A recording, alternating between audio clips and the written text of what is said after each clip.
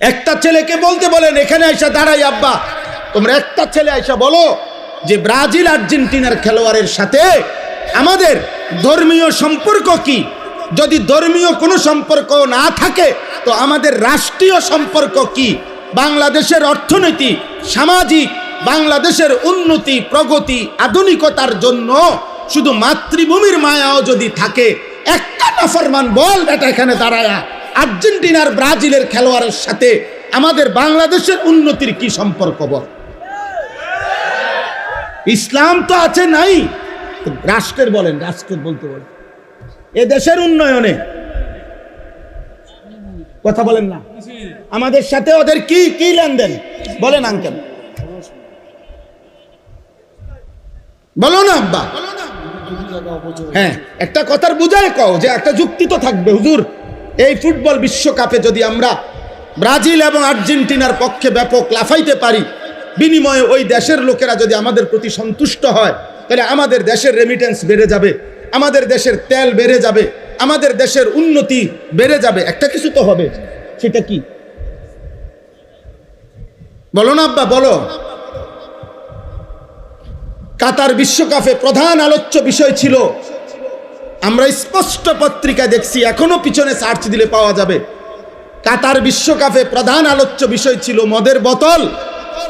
কাতার সরকার আইন করছিল স্টেডিয়ামের ভিতরে মদের বোতল সরাসরি খাওয়া যাবে না। এটা নিয়ে সারা বিশ্ব, ইউরোপ তখন বিতর্ক করছিল যে না, এটা স্বাধীনতায় হস্তক্ষেপ, যেখানে অবাধে মদের বোতল। ব্রাজিল বিশ্বকাপের সময় সরকারি ওরা হিসাব দিছিল ওই দেশে যে যে পরিমাণ আয় হবে, রাষ্ট্রের আয়, এই আয়ের যে খাতগুলো দিছিল আমি নিজ চোখে দেখছি, সেই খাতের একটি খাত হলো যে পরিমাণ হোটেলে নারী ভাড়া দেওয়া হবে, যে পরিমাণ বেশ্যাবৃত্তি হবে, দেহ বিক্রি হবে, ওইখান থেকে রাষ্ট্র বিশাল বড় টাকা আয় হবে, ওইটা একটা বড় খাত। আমি এই চোখে, আমি দেশে থাকি, আমরা চাঁদের দেশে থাকি না। আমি জেনারেল লাইনে পড়ালেখা করা ছেলে, আমি কুমিল্লা ভিক্টোরিয়া কলেজ থেকে মাস্টার্স পাস করছি, সরকারি কওমি 2 লাইনে মাদ্রাসার থেকে পড়ালেখা শেষ করছি, আলহামদুলিল্লাহ। এজন্য বলছি দোস্ত, পৃথিবীর খোঁজ খবর আমরাও রাখি, ইউরোপের প্রতিটা পদক্ষেপ আমরাও খবর রাখি। বলো না আব্বা, তোমরা ইনসাফের সাথে বলো, একটা ছেলে, এই একটি ফুটবল বিশ্বকাপকে কেন্দ্র করে কি পরিমাণ জুয়ার খেলা হবে? এক এক খেলোয়াড়ের নামে, দলের নামে কত কোটি কোটি ডলার জুয়া হবে, বলেন বলেন। খেলা হইল ফুটবল, কিন্তু 3 দেশে 3টা উদ্বোধনী অনুষ্ঠান হবে, 3 দেশের সম্মিলিত আয়োজনে 3টা উদ্বোধনী অনুষ্ঠানের মধ্যে অসংখ্য নর্তকী নাচবে। তো নারীর নাচের সাথে ফুটবলের কি সম্পর্ক? বলো না ভাই, ইনসাফ করো আব্বা, নর্তকীর নাচের সাথে ফুটবলের কি সম্পর্ক বলেন? এমন দুনিয়াত বেশি দিন থাকতাম না, এই জন্য চিন্তা করছি কইয়ে যাই না, বুঝেন না? কে এর ষড়যন্ত্র করব, কে হুমকি দিব, কে ধমকি দিব, যে যেটাই করবো কোনো অসুবিধা নাই। গুলি করুক আর গুম করুক, খুন করুক আর জখম করুক, যে যেখান থেকেই মেরে ফেলুক, শেষ পর্যন্ত আল্লাহর কাছে ফেরত পাঠাবে, ফেরত পাঠাবে না? আর ওই মালিক জুলুম করবে না, তিনি ইনসাফ করবে। তিনি তো দেখছেন, তার জন্য বলছি কিনা, তার জন্য বলেছি কিনা।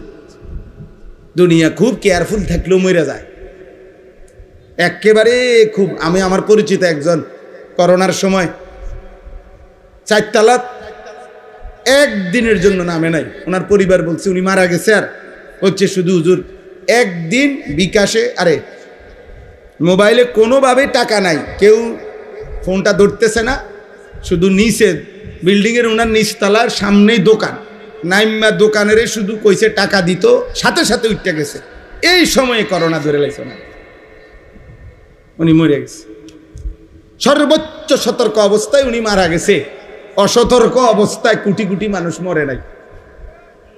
বোঝেন নাই কথাটা? তাহলে মূলত সতর্কতা অসতর্কতা সতর্ক থাকতে নিষেধ করি না, কিন্তু মূল কথা হলো 3 বেলা নিয়মিত খানা যে খায় তারও মৃত্যু হয়, অভুক্ত যে থাকে তারও মৃত্যু হয়। মৃত্যু কারোই থামে না আমার ভাই বন্ধু। অতএব আলহামদুলিল্লাহ অনেক মেহনত আমার প্রিয় মাকসুদ ভাই লাকসামের, যে আমারে দাওয়াতটা দিছে, অনেকবার পেরেশানি করছে।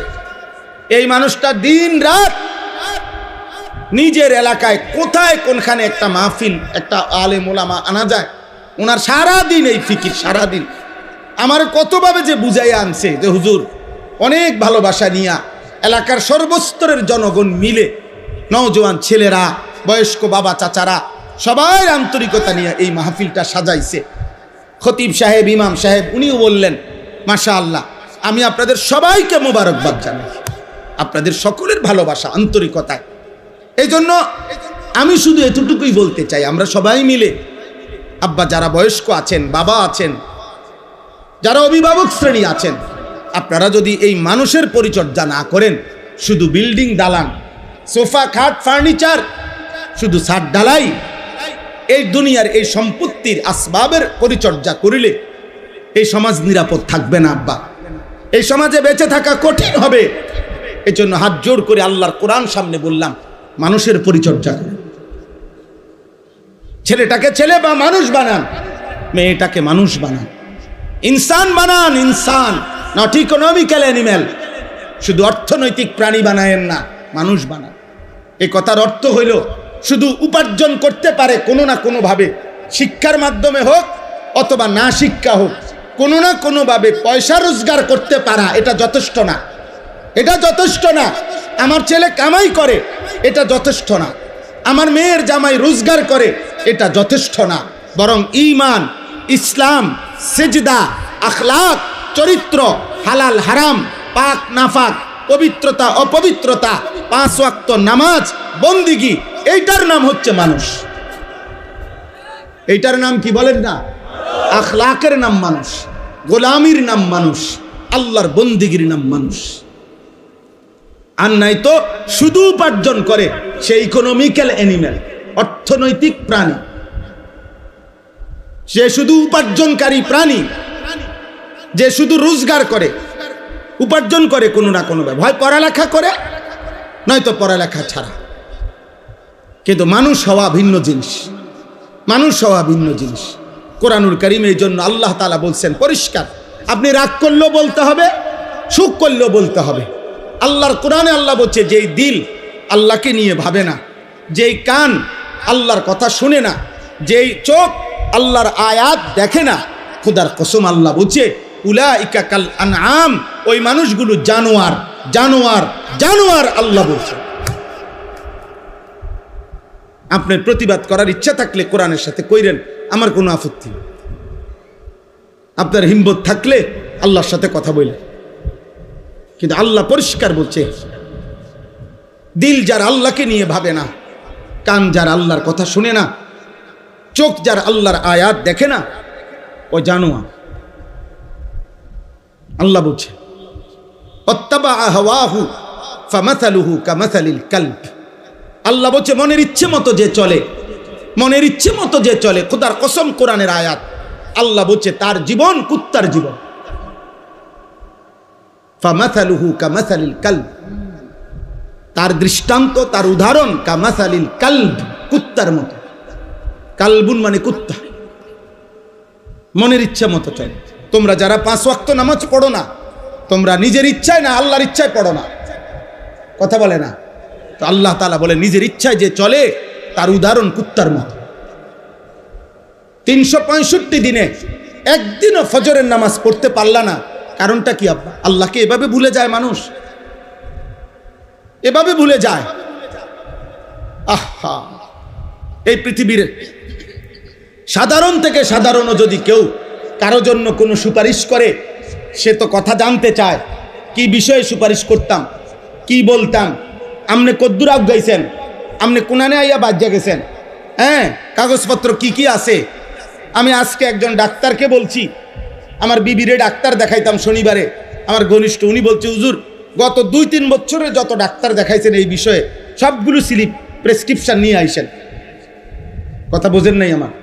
তো নবী সাল্লাল্লাহু আলাইহি সাল্লামের কাছে যেই উম্মত সুপারিশের জন্য যাইবে হাসরের ময়দানে, ইয়া রাসূলুল্লাহ আমি আনিসুর রহমান, এই যে আমার কাগজ ফাইল, আমার জন্য একটু সুপারিশ করেন। তো নবী সাল্লাল্লাহু আলাইহি সাল্লাম তাকায়া দেখবে 365 দিন খোদার এক বছরে একদিনও ফজরের নামাজ পড়ে নাই, 40 বছর টানা সুদ খাইছে, 40 বছর টানা বিড়ি সিগারেট খাইছে, 40 বছর টানা কথায় কথায় গালিগালাজ করছে, প্রতিদিন রঙিন টেলিভিশনে নর্তকীর ছবি দেখছে। এইভাবে লেখা আছে নামের নিচে আমল নামায়। আল্লাহর নবী তখন বলবেন, উম্মত, এই আমার উম্মত, এই শ্রেষ্ঠ নবীর উম্মত। আমি 23টা বছর তায়েফের পাথরের আঘাতে আমার সারা দেহ রক্তাক্ত হয়েছে।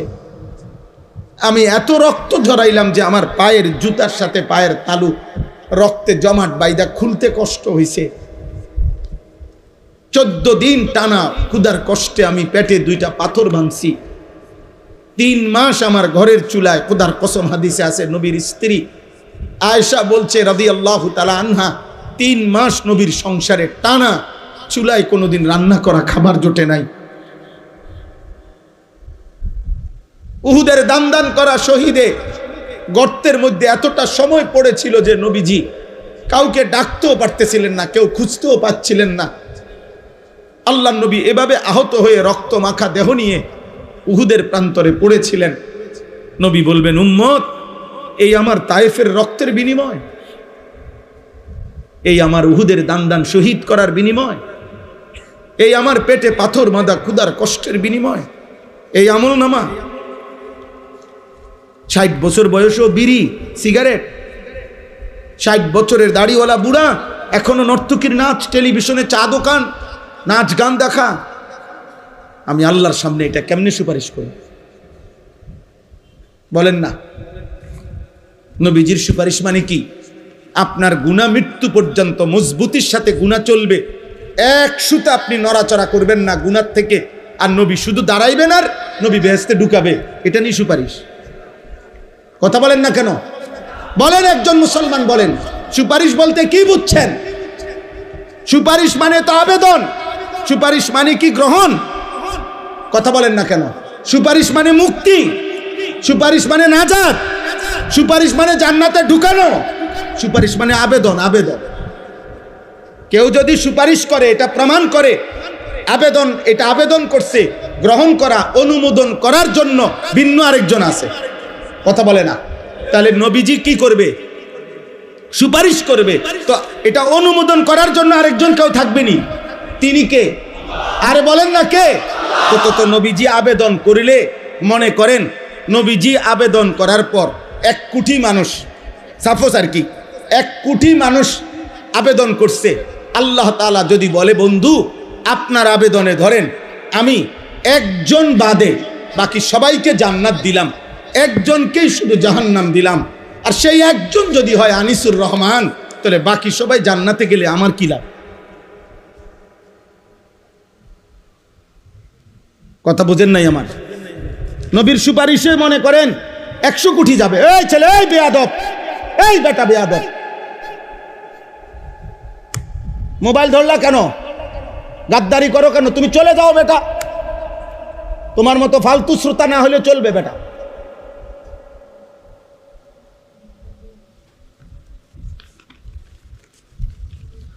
জি বাবা, আপনারা ধরে বুঝান আপনাদের ছেলেদেরকে, বলেন একটা লোক যদি, একজন, আরে ভাই একজন, আমি যদি জাহান্নামী হই, যারে আল্লাহ জাহান্নাম দিবে সে যদি আমি হই, বাকি সবাই যদি জান্নাতে যায়, আমার কি লাভ? কথা কন না, আমার কি লাভ? দোস্ত আমার, বন্ধু আমার, আমি সর্বোচ্চ আবেগ দিয়ে বলছি, রাগ হইও না ভাই, আমি মোবাইলের এটা মাইনা নিতে পারি না। আমার কত হলো সে না শুনুক, আমার কোনো আপত্তি নেই। আমি জীবনভর আজকে আলহামদুলিল্লাহ আল্লাহর দয়ায় 22 বছরের এই ছোট্ট ওয়াজের জীবনে কখনো 10 জন মানুষের সামনে বয়ান করছি, কখনো 10,000 মানুষের সামনে বয়ান করছি, এটা কোনো বিষয় না। এই কোরবানির ঈদের আগের দিন বুধবার রাতে এশার নামাজের পরে আমি যখন বয়ান করছি তখন 10-15 জন মানুষ ছিল। আমি বলে গেছি কম পক্ষে 1 ঘন্টা আল্লাহর কথা বলতে হবে, বন্ধ করা যাবে না। আমরা ইয়াকিন করি যে আমাদের দায়িত্ব শুধু কলিজার সবটুকু দিয়ে বলা, চূড়ান্ত ফয়সালা আল্লাহর হাতে। ফয়সালা কার হাতে? হেদায়েত দিবে কে? জীবন পরিবর্তন করবে কে? আল্লাহ আল্লাহ আল্লাহ আল্লাহ আল্লাহ। হেদায়েত কারো হাতে না, শুধু আল্লাহর হাতে। হেদায়েত নবী সাল্লাল্লাহু আলাইহি সাল্লামের হাতেও না, কার হাতে? যার কারণে যে নবীর কথায় আবু বকর এক কথায় কালেমা পড়ছে, সেই নবীর কথায় 10 বছর একটানা আপন চাচা আবু তালেবকে নবীজি দাওয়াত দিছে। আর মোট 38 বছর আবু তালেব 38 বছর নবীজির খেদমত করছে। কত বছর? 38 বছরের খেদমত করছে আবু তালেব নবীজির। আর নবীজি 10 বছর তাকে কালেমার দাওয়াত দিছে, কিন্তু মৃত্যু হয়েছে ঈমান ছাড়া, কারণ আসমানওয়ালা রব ফয়সালা দেয় নাই। বলে নবীজি কাঁদছে, চোখের পানি ফেলছে, ফেলে নাই? বুখারীর riwayat, কুল লা ইলাহা ইল্লাল্লাহ কালিমাতান আশহাদু লাকা বিহা ইনদাল্লাহ।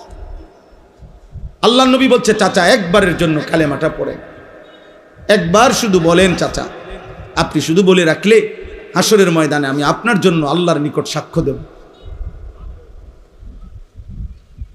হাদিসের মধ্যে আছে আবু তালেব নবীজি ফালাম ইয়াজাল বারবার বলতেছিলেন, আর আবু জাহেল আর উমাইয়া ইবনে খালফ এই 2 জন কাফের বারবার নিষেধ করছিল। 2 পাশে 2 জন, এ পাশে নবীজি, এ পাশে 2 জন কাফের, আবু জাহেল এবং উমাইয়া। এই 2 জন বলতেছে, আবু তালেব বাপদাদা পূর্বপুরুষের ধর্মের মূর্তি পূজার বিরোধিতা করিস না, বেজ্জতি করিস না। আর আল্লাহ নবী বলছে, চাচা একটাবার পড়ে। কোন কিতাবের মধ্যে আছে শেষ পর্যন্ত নবীজি বলছে, চাচা আমার কানে কানে বলে, আমি শুধু শুনে রাখবো, কিয়ামতের দিন সাক্ষ্য দেব। আবু তালেব পড়ে না, খোদার কসম পড়ে না। কিতাবে আছে শেষ পর্যন্ত নবীজি বলছে, চাচা আমি পড়ি, আপনি শুধু ঠোঁটটা লাড়েন, আমি তবুও বলবো আল্লাহর কাছে যে আল্লাহ আমার চাচা ঠোঁট লাড়ছে, মনো কালেমাই পড়ছে। আবু তালেব ঠোঁটও লাড়ে নাই, শেষ পর্যন্ত আছে। এবার নবীজি বলছে, এরকম হাত জড়ায় ধরে বলছে, চাচা আপনি আগুনের মধ্যে কেমনে সইবেন? আপনি আগুনে পুড়বেন, আপনি আমার 38 বছর খেদমত করছেন, আপনি জাহান্নামের আগুনে পুড়বেন, চাচা আমি এটা সহ্য করবে? আপনি তো আগুনে পুড়বেন। এই তখন আবু তালেব একটা কথা বলছে, এই করিম, আবু তালেব বলছে, ভাতিজা মুহাম্মদ, আন্নারু খায়রুম মিনাল আর। আপনারা সবাই মনে রাখবেন, আবু তালেব বলছে, মুহাম্মদ দুনিয়ার মানুষের কাছে লজ্জিত হওয়ার চাইতে আগুনে পোড়া ভালো। শুনছেন এমন কথা? আন্নারু খায়রুম মিনাল আর, কিতাবের আবার বলছে, মুহাম্মদ প্রয়োজনে জাহান্নামের আগুনে পুড়ব, কিন্তু সমাজের মানুষের কাছে বেজ্জতি হতে পারতাম না। অসংখ্য বাবা মার হিসাব তো এটা। 3 দিন ধরে বিয়া বাড়িতে ডেকসেট বাজতে আছে, এবারটার কথা হইল প্রয়োজনে হাসরের ময়দানে জাহান্নামের আগুনে পুড়মু, কিন্তু জিফুত নায়নাতুরের কাছে বেজ্জতি হতে পারতাম না। ফুলাইনে শখ করছে,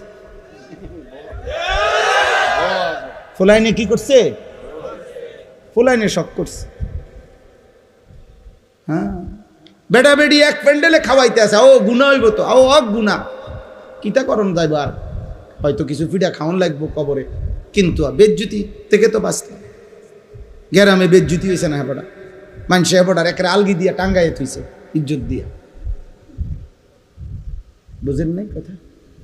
হ্যাঁ, মানুষের কাছে যাতে বেজ্জুতি না হয়, এই জন্য গুণাটাকে কি করে নিছে? মেনে নিছে। কথা বোঝেন না? একটা হাইয়েস, এটার ভিতরে বেড়া বেড়ি ফুলা মাইয়া, হ্যাঁ চাপ দিয়ে বইয়ে লাও, মাত্র 10 কিলোমিটারের পথ, এত ফর্দা ফুর্দা পোহাইও না, এত এত এত জমিদারি করো না, বইয়া লাও বেড়া বেড়ি এক লগে, যে জান দিয়ে জায়গা পাও বইয়া লাও। এটা জায়েজ হয়ে গেল? এটা 2 কিলোমিটার হইলে এটা জায়েজ, 10 কিলোমিটার পথ কম হইলে বেড়া বেড়ি এক লোকে বইন জায়েজ নাকি? বিয়ার রাত, বিয়া বাড়ি, আপনার মনে করেন সব দিদি একখান দিয়ে হতাই দিচ্ছে, বুঝতেলা সবাই একটা বালিশ দিয়ে দিয়ে সবাই শুইয়া লাইল এক লগে, এটা হালাল না হারাম? তো এই এত দিকে গুনাহ করে এরপরে শেষ সমস্ত নাফরমানি কমপ্লিট করিয়া এরপরে ইমাম সাহেবের কাছে দায়িত্ব, হুজুর খাস করে কদ্দুর দোয়া করে দেন, আল্লাহ যেন কদ্দুর সুখে রাখে, আল্লাহ যেন এই 70,000 টাকার যে বিয়ের গেটটা আল্লাহ যেন এটা বরকত দেয়, গায়ে হলুদের যে অনুষ্ঠানে বেড়া বেড়ি নাচছে আল্লাহ যেন এটা বরকত দেয়, পুরাটা অনুষ্ঠান যে ভিডিও করছে আল্লাহ যেন এটার মধ্যে বরকত দেয়, বেড়া বেড়ি যে একই হাইয়েসের মধ্যে সাইপ্পা বইছে আল্লাহ যেন এটার মধ্যে বরকত দেয়। হ্যাঁ দিব, যা দিবার দিব, আপনি টের পাইবেন, রোদ উঠলেই বুঝবেন, বুঝেন নাই? আস্তাগফিরুল্লাহ, আস্তাগফিরুল্লাহ, বলেন নাউজুবিল্লাহ, বলেন নাউজুবিল্লাহ। মুসলমান মনে রাখবেন আমার শেষ কথা, চোখ বন্ধ করলে ঝড় থামে না, মাথা নোয়ায়া ফেললে ঝড় থামে না। ওট পাখির স্বভাব, তুফান দেখলে বালুর মধ্যে মাথা ঢুকায়। চামচিকার স্বভাব, বাদুরের স্বভাব, আলো ফুটলে মাথা নিচের দিকে দিয়া চোখ বন্ধ করে রাখে। তার মানে সে বুঝাইতে চায় আলো আসে নাই, না আলো আসছে, তুমি মাথা নোয়াই লাইছো। আর এই জন্য আপনি যদি বলেন আমি বুঝি নাই, চোখ বন্ধ করে যদি আপনি কোন তুফান নাই, না তুফান ঠিকই আসতেছে, আপনি চোখ বন্ধ করে রাখছেন, তা আপনি বুড়া মানুষ, গ্রামের মানুষ, বুঝি নাই, বা ও এখনকার যুগ এরকম, আগের মতো সাফাসাফি করলে হইতো না, এই সব কিছু বললেই কবরের আযাব মাফ হয়ে যাবে, জাহান্নামের আযাব মাফ হয়ে যাবে। খোদার কসম এটা হবে না। ইমাম সাহেব আর মুক্তা দিয়ে, মুসল্লি আর হুজুরে, পাবলিকে আর জনগণে আমরা একত্র হইয়া গেলে কবরের আযাব মাফ হবে না। আমনে উনি আমারে কইলো, আমি ইমাম সাহেবরে কইলেন, আমনে হুজুর বুঝেন তো অন কি আর এই যুগ আসেনি? হুজুরে কইলো আচ্ছা বুঝি তো, হ্যাঁ ঠিক আছে, আল্লাহ ভরসা চালাইয়া নেন। হ্যাঁ, ইমামে আর মুসল্লি মিল্লা গেলে আখেরাত ক্লিয়ার, পিসাবে আর মুরিদে মিল্লা গেলে আখেরাত ক্লিয়ার। হ্যাঁ কি মিল্লা জিল্লা কুমিল্লা, মিল্লা জিল্লা আখেরাত না। ওয়ামতাজুল ইয়াউমা আইয়ুহাল মুজরিমুন, আল্লাহ তাআলা হাসরের ময়দানে বলবে, ফেরেশতা প্রত্যেকটা নাফরমান বেঈমানরে আলাদা কর, বাইর কর গার ধাক্কা দিয়া, ওয়াকিফুহুম ইন্নাহুম মাসউলুন। আল্লাহ বলবে ফেরেশতা প্রত্যেক পাপীকে 3 জন একসাথ করবি। প্রিয় ভাই, কোরআনের আয়াত, প্রত্যেক পাপীর বেলায় আল্লাহ বলবেন 3 জনকে একসাথ করবা। 1 পাপীকে, 2 এই পাপ কাজে তার সঙ্গী যে ছিল তাকে, 3 এই পাপ করতে গিয়ে সে যার উপরে ভরসা করছে, তারে শেল্টার দিছে সে, যে সেই গডফাদার যে তাকে অন্যায় করতে, চুরি করতে, জিনা করতে, মদ খাইতে, জুয়া খেলতে, নারী দেখতে, জুলুম করতে, সন্ত্রাসী করতে, চাঁদাবাজি করতে, হারাম করতে যে তাকে শেল্টার দিছে, আল্লাহ বলবে 3 জনকে একসাথ করো। খুদার কসম আল্লাহ বলেন, আর জাহান্নামের রাস্তায় দাঁড় করাও, আমি একটা একটা করে জিজ্ঞেস করব আর জাহান্নামে পৌঁছায় দেব। কোরআন শরীফের আয়াত, উহশুরুল্লাযীনা যালামু ওয়া আযওয়াজাহুম ওয়া মা কানু ইয়াবুদুনা মিন দুনিল্লাহ ফাহদুহুম ইলা সিরাতিল জাহিম ওয়াকিফুহুম ইন্নাহুম মাসউলুন মা লাকুম লা তানাসারুন বাল হুমুল ইয়াওমা মুস্তাসলিমুন। আল্লাহ তখন ওই 3 জনকে, পাপীর সঙ্গী, পাপ কাজ সে যার উপরে ভরসা করে করছে, এই 3 জনকে একসাথ করে আল্লাহ বলবেন, কি হলো, একজন আরেকজনকে সাহায্য করছো না কেন? একজন আরেকজনকে এখন কিছু বলছো না কেন? সহযোগিতা করছো না কেন? আল্লাহ আমাকে মাফ করে দেন, আল্লাহ আমাদের সবাইকে মাফ করে দেন। প্রিয় ভাই, জোয়ান মুসলমানের নওজোয়ান আব্বা, আগামীর পৃথিবী তোমাদের।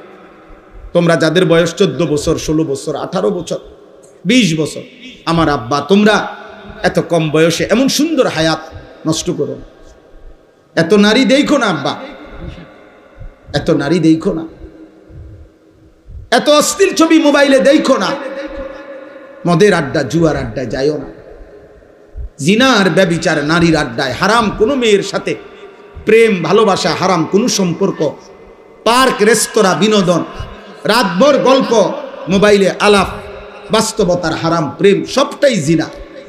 খোদার কসম, হাতেরও জিনা, পায়েরও জিনা, চোখেরও জিনা, লজ্জাস্থানেরও জিনা, সবটাই নবীজি বলছে জিনা। লজ্জাস্থান দিয়ে যে অপকর্ম করে সেটাও জিনা, হাত দিয়ে যে হারাম নারী ছুঁয়ে দেয় এটাও জিনা, চোখ দিয়ে যে হারাম নারী দেখে, মানে যাকে দেখার অনুমতি নাই, এটা চোখের জিনা, কানের জিনা, হাতের জিনা, পায়ের জিনা। নবীজি বলছে, বিশুদ্ধ হাদিস, বুখারী মুসলিমের হাদিস। সাথে সাথে মদ, নেশা। আল্লাহ নবী সাল্লাল্লাহু আলাইহি ওয়াসাল্লামের একটা হাদিস শুনেন, ছেলের আব্বা একজন হলেও যদি ভাবো তাহলে শুনো। খোদার কসম, নবীজি বলছেন, আমার কাছে নির্ভরযোগ্য আরবি তাফসীর আছে, আর তাফসীরুল মুনির, এই তাফসীরের মধ্যে আছে এই হাদিস। নবীজি বলছেন, দুইটা পাপ, এক নাম্বার হলো জিনা, নারীর সাথে যে হারাম কাজ করে, দুই যে মদ পান করে। মান জানা ওয়া শারিবাল খামরা, নেশা, নেশা, মদ, নেশা, মদখোর, নেশাখোর, যে ফুট্টাখোর, বাবাখোর, গাঁজাখোর, ইয়াবাখোর, হারামখোর, হারামখোর, হারামখোর, নেশাখোর, হারামখোর, ফুট্টাখোর, হারামখোর, বাবাখোর, হারামখোর, হারামখোর। আল্লাহ নবী বলে, যে বেবিচার করে এবং মদ পান, নেশা করে, খোদার কসম নবী বলে, নাজা আল্লাহু মিন কলবিহিল ঈমান, আল্লাহ তাআলা ওই পাপের সময় আল্লাহ তাআলা তার কলিজার থেকে ঈমানটা টেনে খুলে ফেলে। কসম খোদার, এই কোরআন হাতে বলে,